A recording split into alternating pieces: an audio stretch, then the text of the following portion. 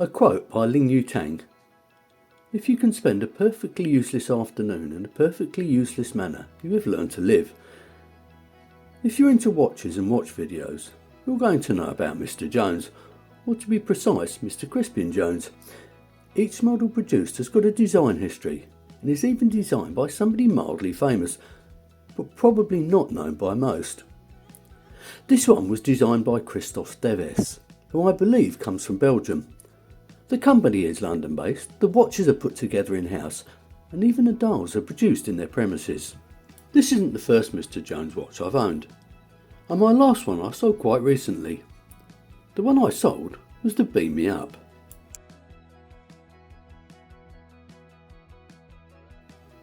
You may well think I'm mad, but the only difference between the one I sold and the one I bought is the dial.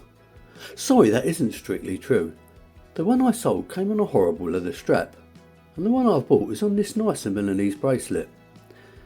Now, there are a few aspects I particularly don't like about the watch, but we'll get to those as we go along. Of course, there are things I like enough about it to have laid out £195, which is the price direct from Mr. Jones.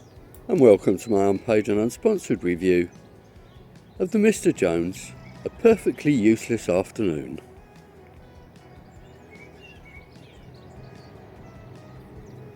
So why did I originally buy the Beam Me Up instead of this perfectly useless afternoon? Well, I'll tell you. At the time I really wanted the perfectly useless afternoon, but Mr. Jones had out of stock, and the used ones on eBay were going at crazy prices. After finding a reasonably priced Beam Me Up, I managed to convince myself I liked it and I pressed the button. About a year later I sold the watch without loss. To be honest, I loved the dial, but I found it quite hard to tell the time with. So I hope my new Mr. Jones watch will be easier. Now, there are two versions of this. The one I've purchased, which is the quartz with a smaller dial, and an automatic which is larger and costs considerably more. As I preferred the size of the quartz, and it doesn't have a second hand anyway, there is no way I would have spent the extra money. The packaging is far from luxury, but it's quirky and it suits the watch. As you can see, it's a cardboard sleeve and there's a hole in one side where you can actually view the case back. And this is my watch of the day, something very different to the Mr. Jones. It's the Christopher Walls C65 Vintage. So let's have a look at the all-important dimensions. The case is 37mm, the lug width is 18mm, the depth is 10.8mm, which includes a flat sapphire crystal, and you heard me right, it is a sapphire crystal, and the lug to lug is 46.9mm. On this bracelet it weighs in at 60 grams. In my opinion, the watch wears to size. Of my 17cm wrist, 37mm is just about perfect. Although I do wish that lug to lug was just a little bit shorter. I think I should explain how to tell the time first. It's quite simple. The foot of the person on the rubber ring is the hour hand, whilst the little rubber duck that travels around the outside is the minute hand. The blue background, needless to say, is a swimming pool. It's as simple as that, really. Before you ask, no, it doesn't have any loom, nor would I expect it to. I watched a video on Mr. Jones watches, and as previously mentioned, apparently the dials, as well as the discs that tell the time that sit over the dial, are printed in their workshop. There are a fair few different watches, so I'll leave a link to their website below. Whilst the case is mostly polished, there are a few different facets. We go from a polished fixed bezel to a raised horizontally brushed centre, then a polished bottom section. On the opposite side to the crown there is what looks like another crown, which is signed. Strange though, considering the real crown isn't signed. Once again, I do wish those lugs were a little bit shorter.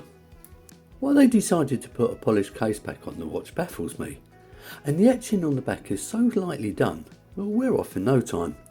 This is why I'm leaving the case back sticker on it for a while. That said, the people who buy these watches are unlikely to use them on a daily basis, but all the same, why not just put a brushed case back on it with some deeper etching? Surely it wouldn't have cost much more.